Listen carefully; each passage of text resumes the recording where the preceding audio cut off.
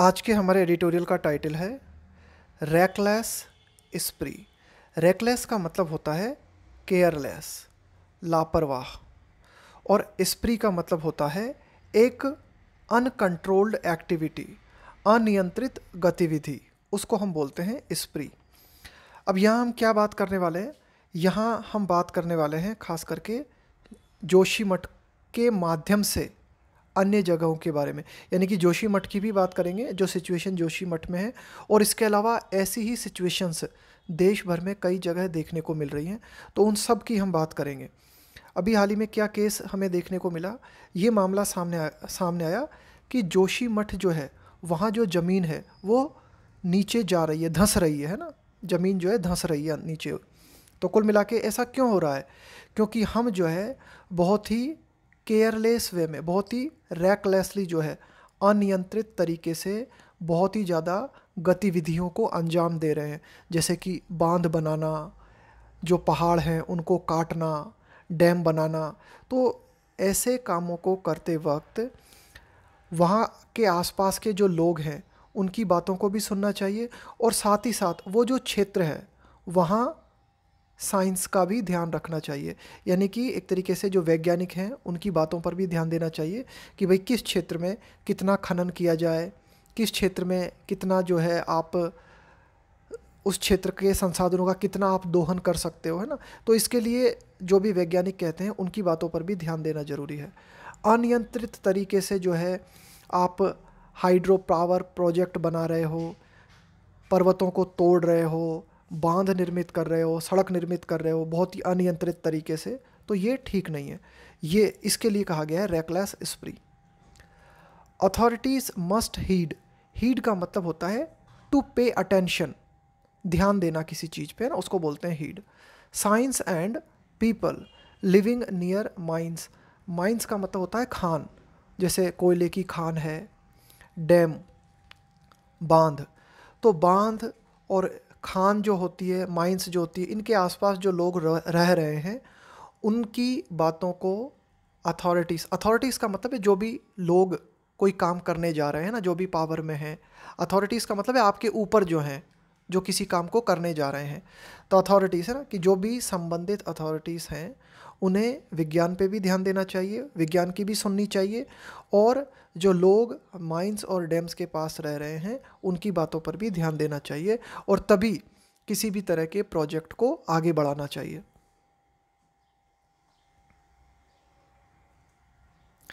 The land subsidence. Subsidence का मतलब होता है धंसना, ज़मीन का अंदर जाना। इन जोशीमठ हैज़ बिकम एम्ब्लेमेटिक। एम्ब्लेमेटिक का मतलब होता है प्रतीकात्मक, है ना, symbolic, of a geological. Geological का मतलब होता है धरती से संबंधित, है ना, मतलब इसको हिंदी में तो हम बोलेंगे भूगर्भीय या भूवैज्ञानिक, इसका हिंदी मतलब है धरती से संबंधित, है ना। डिजास्टर का मतलब है आपदा। That has in fact. तो कुल मिला के जोशीमठ जो है एक तरीके से प्रतीक बन चुका है। द लैंड सब्सिडेंस, जोशीमठ में ज़मीन का धंसना एक प्रतीकात्मक रूप, आप इसको कह सकते हो कि जोशीमठ जो है एक प्रतीक बन गया है किस चीज़ का? जियोलॉजिकल डिज़ास्टर, कि जो हमारी धरती है उससे संबंधित जो आपदा हमें देखने को मिल रही है। दैट हैज़ इन फैक्ट, वास्तव में, मैनिफेस्टेड। मैनिफेस्ट का मतलब होता है किसी चीज़ का फैलाव, किसी चीज़ का फैलाव होना, यानी कि जो जियोलॉजिकल डिज़ास्टर है इसका फैलाव हमें देखने को मिला है अक्रॉस इंडिया, पूरे भारत में। अक्रॉस का मतलब होता है हर जगह, तो भारत में हर जगह, यानी कि हर जगह भारत में कई स्थानों पे हमें जियोलॉजिकल डिज़ास्टर, भूगर्भीय आपदा देखने को मिली है। और जोशीमठ जो है एक तरीके से आप उसको कह सकते हो, जोशीमठ को एक प्रतीक कह सकते हो जियोलॉजिकल डिज़ास्टर का। इन द नेबरहुड, नेबरहुड का मतलब होता है पास में। In the neighbourhood of several, several का मतलब है कई, लार्ज रिसोर्स एक्सट्रैक्शन। एक्सट्रैक्ट का मतलब होता है निकालना, जैसे कोयले को निकाला जाता है खनन करने के माध्यम से ना, तो उसको बोला जाता है एक्सट्रैक्ट करना, एक्सट्रैक्शन प्रोजेक्ट। तो बड़े बड़े जो भी रिसोर्स एक्सट्रैक्शन प्रोजेक्ट हैं, यानी कि ऐसे प्रोजेक्ट, ऐसी परियोजनाएं जहां हम संसाधनों को निकालते हैं, है ना, बड़े बड़े ऐसे जो प्रोजेक्ट्स हैं, तो वहाँ कई जगहों पर उनके आसपास के जो क्षेत्र हैं वहाँ भी हमें इसी तरह के जियोलॉजिकल डिज़ास्टर देखने को मिले हैं, जैसा जोशीमठ में हमें देखने को मिला अभी हाल ही में। देयर हैव बीन रिपोर्ट्स, इस तरह की भी रिपोर्ट्स हमें देखने को मिली हैं, of subsidence from the Jharia, Bhurkunda. तो ये कुछ क्षेत्रों के नाम हैं, इनको देखते हैं। झरिया है, इसके अलावा भुरकुंडा है, इसके अलावा कपसरा, रानीगंज, तालचर, कोल माइन, है ना, ये यहाँ पे क्या है, कोयले की खाने हैं। झरिया, भुरकुंडा, कपासरा, कपसरा, रानीगंज। इसके अलावा from Delhi and Kolkata due to the over extraction of ground water. देखो क्या है कि ये दिल्ली और कोलकाता के आसपास का क्षेत्र है, ड्यू टू के कारण। ओवर एक्सट्रैक्शन का मतलब है अति मात्रा में खनन, कुछ ज़्यादा ही मात्रा में जो है एक्सट्रैक्शन करना, ज़्यादा मात्रा में निकालना ऑफ ग्राउंड वाटर, यानी कि दिल्ली और कोलकाता इसके आसपास के क्षेत्रों में जो है यहाँ हद से ज़्यादा मात्रा में जो ग्राउंड वाटर है उसको निकाला जा रहा है, तो इसके कारण भी जो है ज़मीन धंस रही है। And from Mehsana for hydrocarbons, और हाइड्रोकार्बन्स के लिए ये जो महसाना नामक क्षेत्र है, ठीक है, यहाँ भी जो खनन किया जाता है। तो कुल मिला के इन सभी क्षेत्रों में जो है आप कह सकते हो कि जियोलॉजिकल डिज़ास्टर जैसी सिचुएशंस देखने को मिल रही हैं, ज़मीन का धंसना, है ना, इस तरह की सिचुएशन देखने को मिल रही हैं। लास्ट ईयर, पिछले साल, लैंड इन चंबा, हिमाचल प्रदेश में एक स्थान है चंबा, यहाँ पे हमें क्या देखने को मिला, land in Chamba began to sag. यहाँ पे ये जो सैग आया ना, इस सैग का मतलब है धंसना, अंदर की ओर जाना, नीचे की ओर जाना। Shortly after a hydro electric power project, की जो जल विद्युत परियोजना होती है ना, प्रोजेक्ट बीगन टेस्ट रन का मतलब होता है किसी चीज़ के परीक्षण की शुरुआत करना, किसी चीज़ का परीक्षण करना।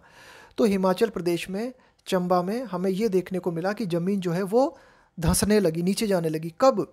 जब वहाँ एक हाइड्रो इलेक्ट्रिक पावर प्रोजेक्ट का परीक्षण किया गया है ना, उसके टेस्ट रन का मतलब है आपने कोई काम कंप्लीट कर दिया और अब जो है उसको टेस्ट कर रहे हो कि भाई ये सफल है या नहीं है। तो ये जब घटना हुई, कॉलिंग इनटू क्वेश्चन, तो ये इस सवाल को इसने खड़ा कर दिया। कॉलिंग इनटू क्वेश्चन का मतलब है कि इस घटना ने इस बात पे जो है सवाल खड़ा कर दिया, the effects of the Tapovan Vishnugad facility near Joshimath in Uttarakhand. कुल मिला के ये जो घटना हमें देखने को मिली हिमाचल प्रदेश में, इसने इस बात पे सवाल खड़ा कर दिया, किस बात पे, कि जो तपोवन विष्णुगढ़ फैसिलिटी है, कहाँ पर, जोशीमठ में, है ना, जोशीमठ। और ये जोशीमठ कहाँ है, उत्तराखंड में। देखो काफ़ी बहुत ही ज़्यादा फेमस है, लेकिन छोटी मोटी एग्जाम्स में पूछा जा सकता है कि जोशीमठ जो कि अभी हाल ही में न्यूज़पेपर्स में चर्चाओं में रहा, किस राज्य से संबंधित है। ऑप्शन दिए जा सकते हैं आपको, उत्तराखंड, यूपी, हिमाचल प्रदेश, केरल। तो इसका आंसर हो जाएगा उत्तराखंड, है ना। इसी तरह के प्रश्न पूछे जाते हैं आपसे, बहुत ही ज़्यादा, बहुत ही कॉमन। तो कुल मिला के ये सवाल खड़े हो गए कि भाई जोशीमठ के पास में जो तपोवन विष्णुगढ़ फैसिलिटी है, क्या यही तो कारण नहीं जोशीमठ के धंसने का। इन 2010 में some months after a tunnel boring machine का क्या काम होता है, एक ऐसी मशीन जो कि ज़मीन में खुदाई करती है, टनल बनाने के लिए जो मशीन खुदाई के काम में ली जाती है। निक का मतलब है यहाँ पे काटना, ज़मीन को काटा जाता है ना, उसको ज़मीन को अंदर से काटना, खोदना, जैसे आप टनल बना रहे हो तो ज़मीन को अंदर से काटना। एन अंडरग्राउंड एक्वीफर, देखो ये जो शब्द आया है एक्वीफर, इसका मतलब क्या होता है, अ लेयर ऑफ रॉक, एक तरह की चट्टान, है ना, एक तरह की चट्टान की परत जो कि ज़मीन के अंदर पाई जाती है, जिसमें पानी भरा होता है या जिसके अंदर पानी धीरे धीरे रिसता रहता है। तो एक्वीफर क्या है, एक तरह की लेयर है, एक परत है जो कि ज़मीन के अंदर पाई जाती है, और इस परत में बहुत मात्रा में पानी होता है ना, इसके अंदर पानी बहुत ज़्यादा होता है। तो क्या हुआ कि 2010 में एक टनल बोरिंग मशीन जो थी, इसने क्या किया, जमीन की अंदर कटिंग करते हुए एक लेयर जो थी नियर जोशीमठ है ना, उस जोशीमठ के पास में एक लेयर है अंदर ज़मीन को, उसको काट दिया। लीडिंग टू का मतलब है कारण बनते हुए। तो जब ये एक्वीफा जो है इसको टनल बोरिंग मशीन के माध्यम से इस लेयर को जब काट दिया गया तो इसका फलस्वरूप हुआ क्या, लीडिंग टू मतलब है कारण बनते हुए। सब्सटेंशियल का मतलब है काफ़ी ज़्यादा मात्रा में, सब्सटेंशियल। वाटर डिस्चार्ज का मतलब होता है पानी का बहाव। तो जब ये जो लेयर थी है ना, ये जो एक्वीफर था, इसको टनल बोरिंग मशीन के माध्यम से काट दिया गया तो इसके फलस्वरूप हुआ क्या, बहुत ज़्यादा मात्रा में पानी का बहाव देखने को मिला। 2 researchers wrote in current science में है ना, एक ये इस तरह से जो लिखा जाता है ना, ये क्या होता है, एक साइंस जर्नल होता है या फिर कोई मैगजीन होती है। तो करंट साइंस में 2 अनुसंधानकर्ता जो हैं उन्होंने इस बात को लिखा दैट कि the sudden and large scale D watering of the strata. देखो यहाँ पे ये जो आया है स्ट्रेटा, ये स्ट्रेटा क्या है, स्ट्रेटम का प्लूरल एक शब्द होता है हमारे पास में स्ट्रेटम। स्ट्रेटम का मतलब होता है लेयर, जमीन के अंदर जो एक चट्टान की लेयर पाई जाती है ना, उसको बोलते हैं स्ट्रेटम, और इसका प्लूरल फॉर्म है स्ट्रेटा। तो जो 2 रिसर्चर्स हैं, 2 अनुसंधानकर्ता जो वैज्ञानिक हैं, इन्होंने इस बात को कहा कि अचानक से और बहुत बड़ी मात्रा में जब डी वाटरिंग की जाती है ज़मीन के अंदर जो लेयर्स हैं उनकी, यानी कि बहुत ज़्यादा मात्रा में जब पानी निकाला जाता है, तो इसमें इस बात का पोटेंशियल होता है। पोटेंशियल का मतलब है पूरी संभावना, है ना, कि अगर आपने किसी पर्टिकुलर क्षेत्र से ज़मीन से बहुत ज़्यादा मात्रा में पानी निकाला तो फिर बहुत ज़्यादा संभावना होती है टू ट्रिगर। किसी चीज़ को ट्रिगर कर देने का मतलब होता है किसी चीज़ को एक्टिवेट कर देना, किसी चीज़ की शुरुआत कर देना। तो अगर आपने किसी पर्टिकुलर क्षेत्र से बहुत ज़्यादा मात्रा में पानी निकाल लिया तो ऐसा हो सकता है ना, इस बात का पूरा पोटेंशियल है कि शुरुआत हो सकती है किस चीज़ की, ground subsidence in the region, कि उस क्षेत्र में ज़मीन नीचे धंस सकती है ना, ज़मीन का धंसना आप उस क्षेत्र में देख सकते हो अगर आपने उस क्षेत्र में एक पर्टिकुलर जगह से बहुत ज़्यादा मात्रा में डी वाटरिंग कर दी है, पानी निकाली है ना। ये बात जो है इन 2 अनुसंधानकर्ताओं ने लिखी थी। तो कुछ ऐसा ही मामला यहाँ भी हो सकता है, मतलब कि ये जो जोशीमठ है ना, यहाँ पे ये जो क्या हुआ था 2010 में ऐसा कुछ हमें देखने को मिला था कि जो टनल बोरिंग मशीन है तो वहाँ पे उसके माध्यम से जो टनल बनाई जा रही थी ना, तो वहाँ जो एक नीचे एक लेयर है चट्टान की है ना, उसको वो कट गई थी और बहुत ज़्यादा मात्रा में पानी का रिसाव हुआ था। तो कुल मिला के ये वाला कारण भी हो सकता है, ये फैक्टर भी हो सकता है। आगे देखते हैं, डिटरमिनिंग, इस बात को निर्धारित करना, वेदर कि क्या, द ऑनगोइंग का मतलब है, ऑनगोइंग का मतलब है जो जारी है, इंसिडेंट का मतलब है घटना, कि जो कुछ भी हमें वर्तमान में जोशीमठ में देखने को मिल रहा है, कैन बी ट्रेस का मतलब होता है किसी चीज़ के ओरिजिन का पता लगाना कि भाई इसकी शुरुआत कहाँ से हुई।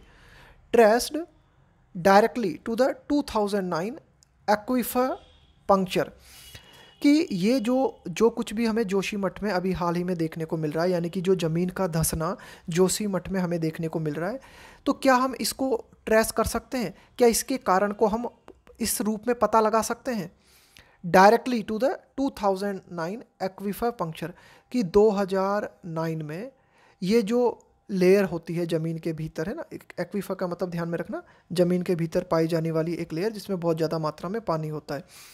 तो जो टनल बोरिंग मशीन थी उसके माध्यम से इस एक्वीफर में पंक्चर हो गया था।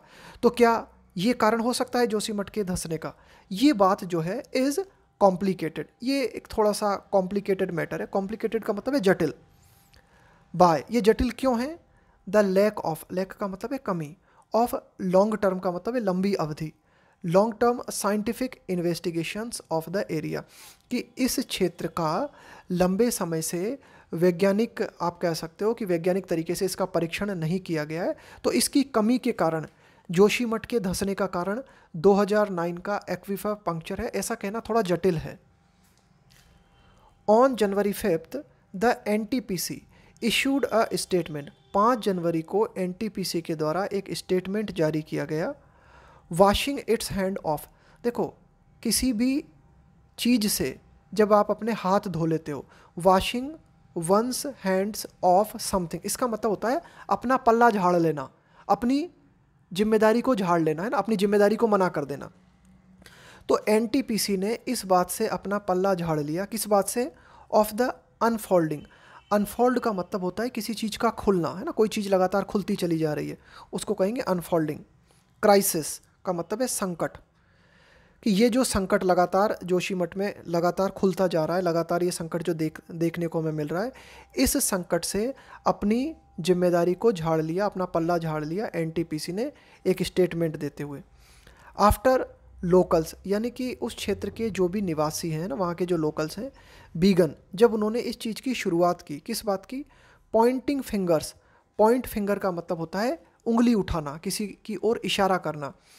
Eight Tapovan Vishnugad as well as the Helang Marwari bypass, कि जब वहाँ के जो लोकल्स हैं उन्होंने तपोवन विष्णुगढ़ प्रोजेक्ट और इसी के साथ साथ हेलांग मारवाड़ी जो बाईपास रोड बन रहा है ना, बाईपास है, एज पार्ट ऑफ द चार धाम प्रोजेक्ट, कि चार धाम परियोजना का ही एक हिस्सा है हेलांग मारवाड़ी बाईपास। इसके साथ ही तपोवन विष्णुगढ़ प्रोजेक्ट जो है। तो कुल मिला के ये जो प्रोजेक्ट्स हैं, इनके ऊपर वहाँ के जो लोकल लोग हैं उन्होंने उंगलियां उठाई कि भाई ये जो प्रोजेक्ट्स बन रहे हैं, इनके कारण ये घटना हमें देखने को मिल रही है, ये प्राकृतिक आपदा हमें देखने को मिल रही है। तो इस तरह की बातें जब लोकल्स ने कही तो एनटीपीसी ने एक स्टेटमेंट जारी करते हुए जिम्मेदारी से पल्ला झाड़ लिया। Scientists from the council of scientific and industrial research, national geophysical research institute, तो ये कुछ साइंटिस्ट हैं, ये पूरा की पूरा एक इंस्टीट्यूट का नाम है। Set out on January 10, set out का मतलब है शुरुआत करना किसी चीज़ की, ऑन जनवरी 10, तो कुछ वैज्ञानिक हैं, है ना, ये इंस्टीट्यूट का नाम है पूरा की पूरा। तो इन्होंने जो है 10 जनवरी से शुरुआत की किस चीज़ की? टू एग्जामिन का मतलब है परीक्षण करना, द सर्कमस्टांसेस का मतलब है परिस्थितियाँ, ऑफ द सब्सिडेंस का मतलब है ज़मीन का धंसना, कि जोशीमठ के आसपास ये जो ज़मीन का धंसना है इसकी परिस्थितियाँ, मतलब क्या कौन सी कंडीशंस हैं, उनका परीक्षण करने के लिए साइंटिस्ट ने शुरुआत की। कब से? 10 जनवरी से। Both the national and the state governments must heed का मतलब है पे अटेंशन टू, ध्यान देना, द टीम्स फाइंडिंग, तो ये टीम जो कि पता लगाने के लिए गई है कारणों का, कि भाई क्या कारण है जोशीमठ में, क्यों ज़मीन धंस रही है, तो ये टीम जो भी फाइंडिंग्स देती है ना, जो भी नतीजे लेके आती है, जो भी परिणाम लेके आती है, उन परिणामों पर राज्य सरकार को और केंद्र सरकार को दोनों को ध्यान देना चाहिए। इवन इफ का मतलब है भले ही, इट मीन्स का मतलब है मतलब, सीज का मतलब है किसी चीज़ को रोक देना, स्टॉप कर देना उसे, फर्दर का मतलब है और आगे, है ना, कोई और कुछ आगे आप करना चाहते हो, फर्दर कंस्ट्रक्शन वर्क, भले ही इसका मतलब ये हो कि सरकार को आगे जो भी निर्माण कार्य हैं उनको रोकना पड़े तो उनको रोक देना चाहिए, कि भाई ये जो टीम इन कारणों का पता लगाने गई है, तो ये जो भी अपनी फाइंडिंग्स देती है, जो भी अपने नतीजे देती है, उन नतीजों पर हमें ध्यान देना चाहिए, यानी कि सरकार को ध्यान देना चाहिए, और भले ही अगर आगे जो भी कंस्ट्रक्शंस वर्क इन क्षेत्र में चल रहे हैं उनको भले ही रोकना पड़े तो उनको रोकना चाहिए। Experts and civil society, civil society में क्या है कि भाई इसका मतलब क्या है? सभ्य समाज, यानी कि जो जागरूक नागरिक होते हैं ना, जो कार्यकर्ता होते हैं, एक्टिविस्ट होते हैं, उनको हम कहते हैं। तो जो भी विशेषज्ञ हैं और सिविल सोसाइटी से जुड़े हुए जो भी लोग हैं, हैव कॉल्ड ऑन, उन्होंने इस बात की डिमांड की थी, है ना, उन्होंने ये रिक्वेस्ट की थी द गवर्नमेंट, सरकार से, ऑन मैनी ओकेजन्स, कई अवसरों पे सिविल सोसाइटी के लोग जो हैं और जो भी विशेषज्ञ हैं उन्होंने सरकार से इस बात की डिमांड की थी, टू ईज का मतलब है थोड़ा कम करना, इट्स डैम बिल्डिंग स्प्री का मतलब मैंने बताया आपको अनियंत्रित गतिविधि, अनियंत्रित एक्टिविटी, कि सरकार जो लगातार अनियंत्रित तरीके से डैम बनाती जा रही है ना, तो इस एक्टिविटी को कम करने के लिए कई बार एक्सपर्ट्स और सिविल सोसाइटी के लोगों ने सरकार से कहा। Of late over rivers in the, यानी कि शुरुआत में जो डैम बन गए वो तो बन गए, लेकिन बाद में या फिर अभी हाल ही में ये जो लगातार डैम बनाए जा रहे हैं ना, ओवर किसके ऊपर, नदियों के ऊपर, खास करके उत्तरी भारत में और उत्तरी पूर्वी क्षेत्र में, तो इनको थोड़ा सा नियंत्रित तरीके से ये काम जो है ना अनियंत्रित तरीके से किया जा रहा है, तो इसको नियंत्रित तरीके से किया जाए, है ना। तो ये बात कई बार सरकार से कही गई थी, एक्सपर्ट्स लोगों के द्वारा और सिविल सोसाइटी के लोगों के द्वारा। To moderate tourism in the regions to be sustainable. Moderate का मतलब यही होता है थोड़ा सा नियंत्रित करना किसी चीज़ को, है ना। टूरिज्म की मतलब जो पर्यटन है इन क्षेत्रों में, है ना, in the regions to be sustainable. Sustainable का मतलब होता है कि भाई जो टिकाऊ है ना, कि भाई इतना ज़्यादा पर्यटन ना हो कि वहाँ का जो पर्टिकुलर रीजन है उस क्षेत्र को हानि पहुँचने लगे, है ना। सस्टेनेबल का मतलब है बने रहना, कि जो पर्टिकुलर क्षेत्र है वो एकदम ठीक हालत में बना रहे, पर्यटन उतना ही अलाउ किया जाना चाहिए, उससे ज़्यादा पर्यटन अलाउ नहीं किया जाना चाहिए। इसके अलावा ये बात भी कही गई थी सरकार से, and to not blow off. Blow off का मतलब क्या होता है, विस्फोट करके किसी चीज़ को उड़ा देना, जैसे मैं एक गोली चलाऊं और आपके भेजे को उड़ा दूं, या फिर कोई चट्टान है उस चट्टान को क्या करो आप, बारूद के माध्यम से उड़ा दो। टू ब्लो ऑफ अनस्टेबल का मतलब है अस्थिर। हिल साइड का मतलब है ये जो पहाड़ी क्षेत्र है ना। टू वाइडन रोड का मतलब है रोड को चौड़ा करना।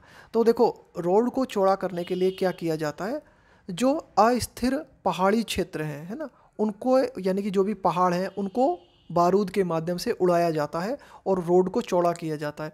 तो इस तरह की जो अनियंत्रित एक्टिविटीज़ हैं उनको थोड़ा सा मॉडरेट किया जाए, ये बात कई बार एक्सपर्ट्स ने और सिविल सोसाइटी के लोगों ने सरकार को कही। Heavy rains in Aizawl in July triggered का मतलब है शुरुआत कर देना, सब्सिडेंस का मतलब है ज़मीन का धंसना, कि आइजॉल में बहुत ही भारी बारिश हुई और इस बारिश ने क्या किया, शुरुआत कर दी किस चीज़ की, ज़मीन के धंसने की। एक्सपोजिंग इस बात का खुलासा करते हुए, पुअर जॉनिंग एनफोर्समेंट का मतलब होता है लागूकरण, और जॉनिंग का मतलब क्या होता है, जॉन का मतलब होता है कि आपने क्या किया, कि जैसे मान लो एक पर्टिकुलर एरिया है उसमें आपने कई जोन बना दिए, आपने कहा कि भाई ये क्षेत्र जो है ये पूरी तरीके से जंगल के लिए रिजर्व है, ये क्षेत्र जो है यहाँ पे आवासीय कॉलोनी बनाई जा सकती है ना, तो इस तरह से जोन बना देना। तो कुल मिला के आइजॉल में हैवी रेनिंग हुई और इसने सब्सिडेंस को ट्रिगर कर दिया, और इससे इस बात का खुलासा हुआ कि जो जोनिंग से संबंधित जो भी नियम्स हैं उनका लागूकरण ठीक तरह से नहीं हो रहा है। एंड ओवरसाइट का मतलब होता है जानबूझकर किसी चीज़ की अनदेखी करना, है ना, अनदेखी करना, उसको बोलते हैं ओवरसाइट। देखो ओवरसाइट के दोनों मीनिंग होते हैं, ओवरसाइट का मतलब होता है निगरानी करना भी होता है, और ओवरसाइट का मतलब होता है जानबूझ के अनदेखी करना। Oversight of the regional carrying capacity, एक और शब्द आया है यहाँ पे हमारा, रीजनल का मतलब हो गया क्षेत्रीय, और एक और शब्द है यहाँ पे कैरिंग कैपेसिटी। इसका मतलब ये हुआ कि जो पर्टिकुलर क्षेत्र है उस पर्टिकुलर क्षेत्र में जो संसाधनों के अनुपात में कितनी जनसंख्या रह सकती है उसको कहेंगे हम कैरिंग कैपेसिटी। यानी कि मान लो एक पर्टिकुलर क्षेत्र है, उस क्षेत्र की क्षमता कितनी है, मान लो उस क्षेत्र की क्षमता ये है कि यहाँ 100 से ज़्यादा घर नहीं बनाए जा सकते, और आपने उस क्षेत्र में बना डाले 1000 घर, तो अब पक्का है कुछ ना कुछ आपको प्राकृतिक आपदा उस क्षेत्र में देखने को मिल सकती है। तो ये बात है, कैरिंग कैपेसिटी का मतलब है कि भाई संसाधनों के अनुरूप ही वहाँ पर पॉपुलेशन होनी चाहिए। तो कुल मिला के इसकी भी निगरानी, इसकी भी जो है अनदेखी की जा रही है ना, रीजनल कैरिंग कैपेसिटी जो है। बट इन जोशीमठ, लेकिन जोशीमठ में which is particularly prone to landslide. Landslide का मतलब होता है भूस्खलन, जमीन का खिसलना। और प्रोन का मतलब क्या होता है, प्रोन का मतलब होता है बहुत ही ज़्यादा वल्नरेबल। वल्नरेबल का मतलब होता है कि भाई प्रोन होने का मतलब है जिसे आसानी से नुकसान पहुंचाया जा सकता है, जिसे आसानी से डैमेज किया जा सकता है, या जो आसानी से डैमेज हो सकता है। तो जोशीमठ जो है वो बहुत ही ज़्यादा प्रोन है, यानी कि यहाँ अगर आप कुछ भी ऐसी हरकत करोगे ना जो कि पर्यावरण के प्रतिकूल है, तो यहाँ लैंडस्लाइड बहुत जल्दी देखने को मिलता है। Questions about zoning. तो कुल मिला के जोशीमठ के मामले में जो कि लैंडस्लाइड के प्रति बहुत ही ज़्यादा प्रोन है, यानी कि यहाँ बहुत जल्दी लैंडस्लाइड देखने को मिलते हैं। तो इस तरह के जो सवाल हैं अबाउट जोनिंग, जोन से संबंधित सवाल, तो समझ गए ना। जोनिंग का मतलब है कि एक पर्टिकुलर क्षेत्र है उसे जोन में डिवाइड कर देना कि भाई पर्टिकुलर क्षेत्र में कितनी आवासीय कॉलोनी हो सकती है ना, कितने पेड़ हो सकते हैं ना, इस तरह से। इसके अलावा कैरिंग कैपेसिटी, कैरिंग कैपेसिटी का मतलब है कि संसाधनों के अनुपात में कितनी जनसंख्या किसी पर्टिकुलर क्षेत्र में होनी चाहिए। एंड टिपिंग पॉइंट्स, है ना। टिपिंग पॉइंट का मतलब क्या है? देखो, टिपिंग पॉइंट का मतलब है कि भाई कोई एक ऐसा चेंज जहाँ से और ज़्यादा परिवर्तनों की शुरुआत हो जाती है, ठीक है, उसको कहेंगे टिपिंग पॉइंट। टिपिंग पॉइंट का मतलब है एक शुरुआती बिंदु, किसी भी चीज़ का शुरुआती point. Have all been set aside. Set aside का मतलब है एकदम किनारे कर देना, है ना, उस पर ध्यान न देना, है ना, उसकी उपेक्षा कर देना। तो कुल मिला के जोशीमठ का मामला जो है इस बात को दर्शाता है। जोशीमठ जो कि लैंडस्लाइड के हिसाब से बहुत ही ज़्यादा प्रोन है ना, यानी कि यहाँ लैंडस्लाइड बहुत जल्दी आते हैं इस क्षेत्र में। तो जोशीमठ का ये जो घटना हमारे सामने है, इसने इस तरह के सवाल जो है एक बार फिर से उठा दिए हैं कि जॉनिंग, कैरिंग कैपेसिटी और जो भी टिपिंग पॉइंट्स है, यानी कि जो शुरुआती घटना होती है ना किसी भी चीज़ की, इन सब को सेट असाइड कर दिया गया है ना, यानी कि इनको दरकिनार किया गया, इनको नज़रअंदाज किया गया।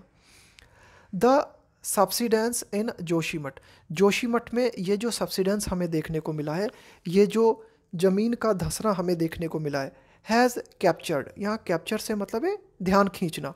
तो जोशीमठ में ये जो सब्सिडेंस हमें देखने को मिला है, इसने ध्यान खींचा है, किसका? पूरे देश का ध्यान खींचा है ना, द नेशंस अटेंशन। बिकॉज, क्यों? इसलिए इट इज़ अ डेस्टिनेशन, ये एक स्थल है, फॉर बोथ पिलग्रिम, पिलग्रिम का मतलब है तीर्थयात्री और टूरिस्ट का मतलब है पर्यटक, कि जो पर्यटक हैं और तीर्थयात्री है उनका ये डेस्टिनेशन है, यानी कि यहाँ बहुत ज़्यादा मात्रा में तीर्थयात्री और पर्यटक आते हैं।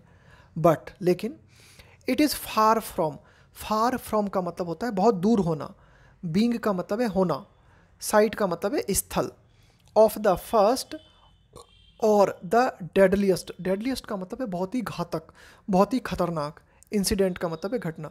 लेकिन हम ये नहीं कह सकते कि ये कोई पहली घटना है या ये कोई बहुत ही खतरनाक घटना है। कुल मिला के अन्य जगह देखो, जोशीमठ जो है ये तो चर्चा में आ गया, क्यों? क्योंकि यहाँ पे तीर्थयात्री बहुत ज़्यादा आते हैं, पर्यटक बहुत ज़्यादा मात्रा में आते हैं, तो ठीक है। तो इसका मतलब ये नहीं है कि ये कोई पहली घटना हमें देखने को मिली है, कि ये कोई पहली खतरनाक घटना है। इसके अलावा और भी कई क्षेत्र हैं जहाँ पर इस तरह की घटनाएं हमें देखने को मिल रही हैं या इस तरह की घटनाओं की शुरुआत हो चुकी है, उन पर भी ध्यान देना जरूरी है। The government must undertake whatever repair and restoration. Restoration का मतलब होता है पुनः बहाल करना, और रिपेयर का मतलब तो जानते ही हो आप, है ना, किसी चीज़ को रिपेयर करना। अंडरटेक, अंडरटेक का मतलब है किसी चीज़ की शुरुआत करना, है ना, आपने कोई जिम्मेदारी उठाया, किसी चीज़ की जिम्मेदारी उठाना। तो सरकार को क्या करना चाहिए कि जो भी रिपेयर वर्क हैं, जो भी पुनः बहाली के वर्क हैं, जो भी प्रयास हैं, वो करने चाहिए। It is undertaken at Joshimath at all the other sites as well, यानी कि सरकार ने जोशीमठ की रिपेयरिंग के लिए जो प्रयास शुरू किए हैं, उन्हीं प्रयासों को अन्य स्थल पे जहाँ पे इसी तरह की घटनाएं देखने को मिल रही हैं या इसी तरह की घटनाओं की शुरुआत जहाँ हो रही है, वहाँ भी इस तरह के रिपेयरिंग वर्क किए जाने चाहिए। फाइनली, अंततः the national and the state governments must listen, listen के साथ में हमेशा टू प्रपोजिशन आता है जब इसके बाद में ऑब्जेक्ट होता है, जैसे listen to me, listen to my advice, ऐसा नहीं बोलते direct listen me, listen to me, listen to my advice. तो जो सरकार है, यानी कि केंद्र स्तर पे हो चाहे राज्य स्तर पे हो, इन्हें ज़रूर सुनना चाहिए। किन को सुनना चाहिए? Science and the people already living near mines and dams, यानी कि वे लोग जो कि पहले से ही जो भी माइंस हैं, है ना, जो भी खाने हैं या जो भी डैम है, इनके आसपास जो लोग रह रहे हैं, उनकी बातों को सुनना चाहिए। इसके अलावा उस क्षेत्र में जो वैज्ञानिक है वो क्या कहते हैं, उनकी बातों को भी सरकार को सुनना चाहिए। देयर इज़ एन आर्ग्यूमेंट, एक आर्ग्यूमेंट दिया जाता है, एक तर्क दिया जाता है, to allow economically developing countries, कि आर्थिक रूप से जो विकासशील देश हैं, एमिट का मतलब होता है उत्सर्जन, है ना, एमिट का मतलब होता है उत्सर्जन करना, जैसे आप धुआं निकाल रहे हो, है ना, कार्बन उत्सर्जन कर रहे हो, मोर बिफोर बिकमिंग कार्बन न्यूट्रल। तो कुल मिला के एक आर्ग्यूमेंट ये दिया जाता है कि आर्थिक रूप से जो विकासशील देश हैं उन्हें कार्बन न्यूट्रल बनने से पहले और ज़्यादा कार्बन उत्सर्जन करने देना चाहिए। भाई देखो, एक आर्गुमेंट ये आता है कि जो विकसित देश है ना, खास करके जो यूरोपियन कंट्रीज हैं, इन्होंने हद से ज़्यादा कार्बन उत्सर्जन किया है और ये तो विकसित हो गए, लेकिन जो विकासशील देश है यहाँ पर अभी भी ज़रूरत है कई तरह के पावर प्रोजेक्ट्स की, है ना, कई तरह की परियोजनाओं को करने की। तो यहाँ पर कुछ हद तक जो है कार्बन उत्सर्जन की इजाज़त दी जानी चाहिए कि ये कार्बन न्यूट्रल बने, ये देश जो कि डेवलपिंग कंट्रीज़ हैं ये कार्बन न्यूट्रल बने, इससे पहले इन्हें अलाउ किया जाना चाहिए कि भाई ये जो है कार्बन उत्सर्जन कर सकें, यानी कि कुछ हद तक इन्हें अलाउ किया जाना चाहिए। बट लेकिन it is not a free pass, लेकिन ये कोई फ्री पास नहीं है, ठीक है। ये आर्ग्यूमेंट दिया जाता है कि जो आर्थिक रूप से विकासशील देश हैं इन्हें कुछ हद तक कार्बन उत्सर्जन के लिए अलाउ किया जाना चाहिए ना, क्योंकि इन्होंने इतना ज़्यादा कार्बन उत्सर्जन नहीं किया है, लेकिन ये कोई फ्री पास नहीं है।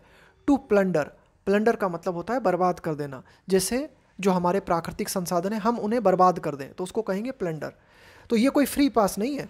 To plunder natural resources, natural resources का मतलब हो गया प्राकृतिक संसाधन, at the cost of, at the cost of का मतलब हुआ की कीमत पर, ऑफ क्लाइमेट जस्टिस, है ना, यानी कि जो हमारा क्लाइमेट है उसके साथ हमें न्याय करना बहुत ज़रूरी है ना, यानी कि क्लाइमेट को नुकसान पहुंचाने की कीमत पे जो प्राकृतिक संसाधन हैं इनको अंधाधुंध तरीके से बर्बाद करने के लिए हम जो डेवलपिंग कंट्रीज़ हैं इनको ऐसा फ्री पास नहीं दे सकते कि भाई ठीक है कोई दिक्कत नहीं है, तुमने तो जो है इतना ज़्यादा कार्बन उत्सर्जन नहीं किया है तो तुम्हें जो है हम फ्री पास देते हैं और जो है अंधाधुंध जो है तुम नेचुरल रिसोर्स को बर्बाद करो। तो यही बात अंतिम लाइन में कही गई है कि भाई ठीक है, ये आर्ग्यूमेंट दिया जाता है कि आर्थिक रूप से जो विकासशील देश हैं वे कार्बन न्यूट्रल बने, इसके पहले उन्हें और ज़्यादा कार्बन एमिट करने की परमिशन दी जानी चाहिए, लेकिन ये जो परमिशन है ये एक फ्री पास नहीं होना चाहिए कि जो विकासशील देश हैं वे क्लाइमेट को नुकसान पहुंचाने की कीमत पे अंधाधुंध तरीके से नेचुरल रिसोर्सेज को बर्बाद करें। ये था हमारा आज का एडिटोरियल। बहुत इंपॉर्टेंट है ये क्योंकि एनवायरनमेंट से भी संबंधित है और ये जो जोशीमठ है ये भी बहुत ज़्यादा न्यूज़पेपर में चर्चाओं में है।